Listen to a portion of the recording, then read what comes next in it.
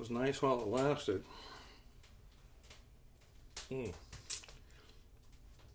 Not so good when it's cold. Thank heavens for that fireplace. One group was just left.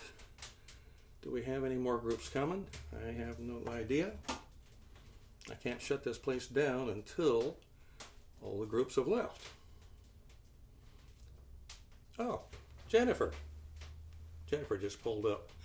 Jennifer, come on in. Leave your golf cart outside. Come on in. Get warm by the fire. You look like you have some news. One more group? Just one, that's it? When this group leaves, I can shut everything down? Very good. Where's that group right now? Oh, yep. They're just now coming out of the Hoffager house. I see Mrs. Hoffager. I see Father Christmas.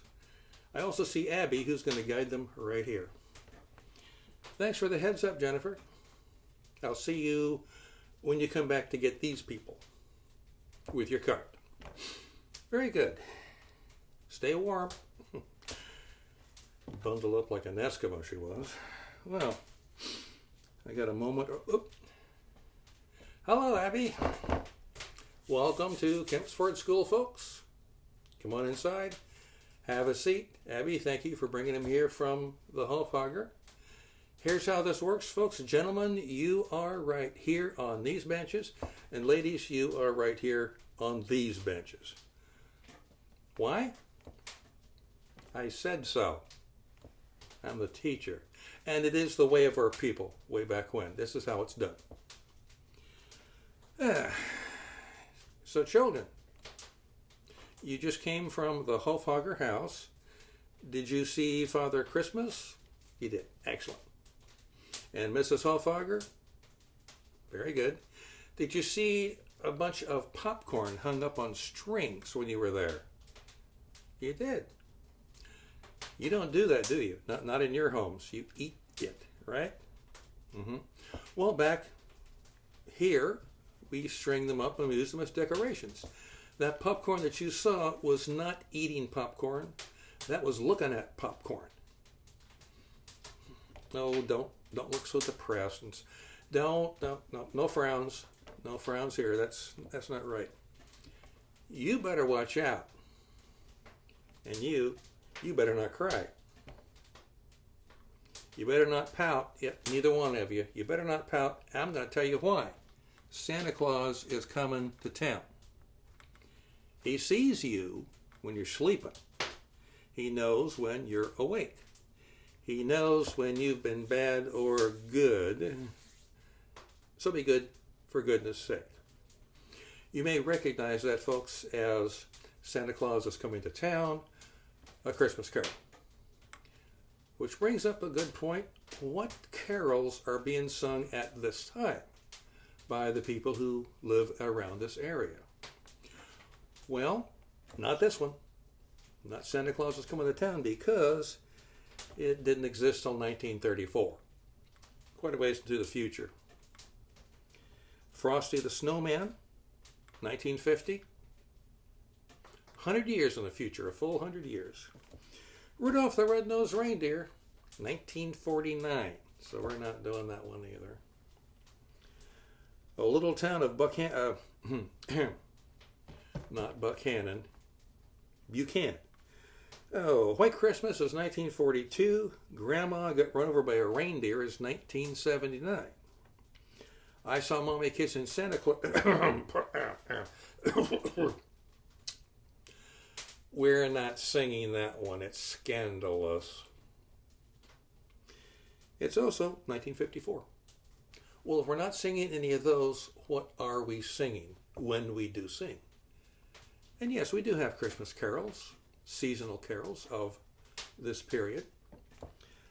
Greensleeves is one of them, and contrary to popular opinion, it was not written by Henry VIII.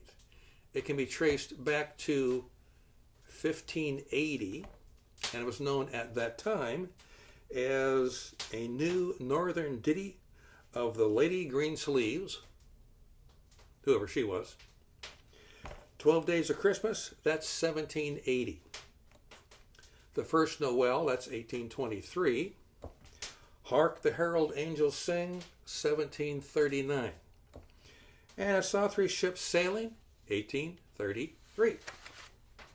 Joy to the World, 1719.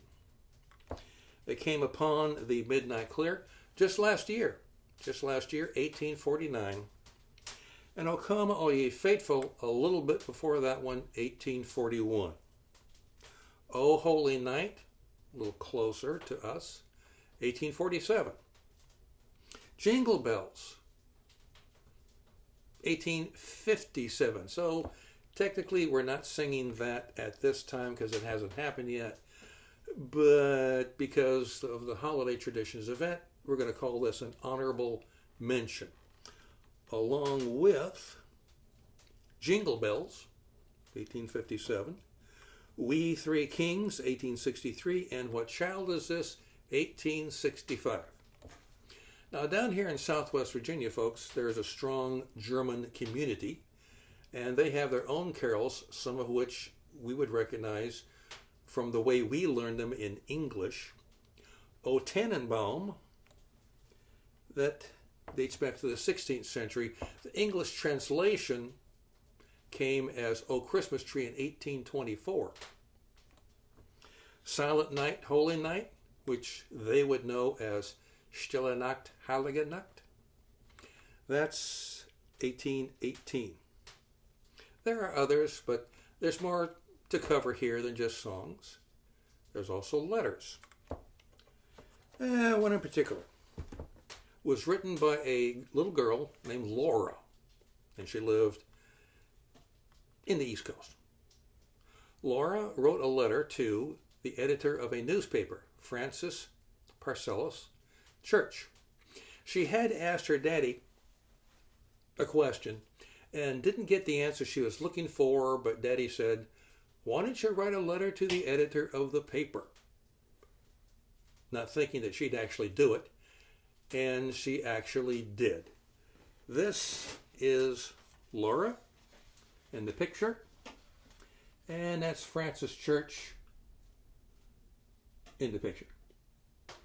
He was the editor of the New York Sun. And Laura wrote that letter, and I'll quote to you the letter. Dear editor, I am 8 years old. Some of my little friends say there is no Santa Claus. Papa himself said that if you see it in the sun, it's so. Please tell me the truth. Is there a Santa Claus? And it was signed Virginia O'Hanlon. Virginia was her middle name that she went by most commonly. And she listed her address as 115 West 95th Street in New York City. Well, that was the letter, and it ended up on Mr. Church's desk. And he decided to respond to it and publish it in his newspaper, the New York Sun. And here is his answer. Again, it's 1850, folks. This is what we have to do. Virginia, your little friends are wrong. They have been affected by the skepticism of a skeptical age. They do not believe except what they see. They think that nothing can be which is not comprehensible by their little minds. All minds, Virginia, whether they be men's or children's, are little. In this great universe of ours, man is a mere insect, an ant. And his intellect, as compared with the boundless world around him, as measured by the intelligence capable of grasping the whole of truth and knowledge. Yes, Virginia, there is a Santa Claus. He exists as certainly as love and generosity and devotion exist, and you know that they abound and give to your life the highest beauty and joy. Alas, how dreary would the world be if there were no Santa Claus? It would be as dreary as if there were no Virginias. There would be no childlike faith then, no poetry, no romance. To make tolerable this existence, We should have no enjoyment except in sense and sight. The eternal light with which childhood fills the world would be extinguished. Not believe in Santa Claus? You might as well not believe in fairies. You might get your papa to hire men to watch in all the chimneys on Christmas Eve to catch Santa Claus. But even if they did not see Santa Claus coming down, what would that prove? Nobody sees Santa Claus, but that is no sign that there is no Santa Claus. The most real things in the world are those that neither children nor men can see. Did you ever see fairies dancing on the lawn? Of course not, but that's no proof that they are not there. Nobody can conceive or imagine all the wonders there are between the unseen and unseeable in the world. You may tear apart the baby's rattle and see what makes the noise inside, but there is a veil covering the unseen world which not the strongest man, nor even the united strength of all the strongest men who have ever lived, could tear apart. Only faith, fancy, poetry, love, romance can push aside that curtain and view the picture of the superneal beauty and glory beyond. Is it all real? Virginia. Is all this world, there is nothing else real and abiding? No Santa Claus? Thank God, he lives. And he lives forever. 1,000 years from now, Virginia, nay 10,000 times 10, he will continue to make heart glad of childhood. Signed, Francis Pharcellus, Church Editor. That is the letter that Virginia wrote, and that was the answer. And it's a good one. And as for the event, as for holiday traditions, I want to thank you all for coming. Do be careful out there. It's coming down. Jennifer will be by shortly with the cart. I think I hear her now. To take those of you who need it to the next site, which will be the Frontier Fort in the next century. This is the 18th century. Thanks very much for coming. I hope that you blessings of take your pick are bountiful for you. And watch your step. It is a little treacherous out there right now, but you'll make do. Thanks very much for coming. It's been a pleasure to have you. Abby, they're all yours. You can take them up to the Frontier Fort. Very good. Take care now, folks. And there they go. Yeah, don't fall and trip. Don't hurt yourself. You might have to wind up seeing Dr. Toombs, that guy. And now, I get to shut her down. My part is done. That is holiday traditions for another year. And it was again wonderful. I hope to do it again next year. And for you folks who are watching at home, with perhaps a hot toddy in front of you, and the heater on beside you, a blanket, a cat or a dog on your lap, thank you for coming. This is the third and last installment of Holiday Traditions. As I've said before, I could have done all three parts in one, but that makes for a very long video. And besides, I get to do this 3 times. We'll see if we can do this next year. I hope we can do this next year.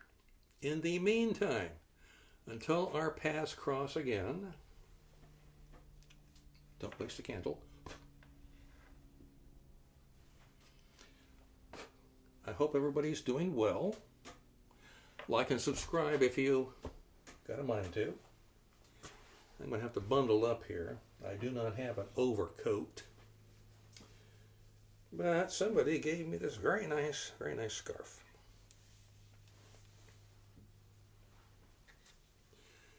It's a very long one,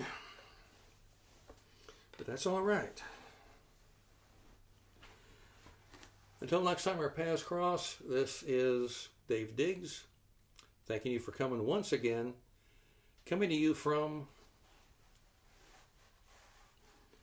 a long time ago.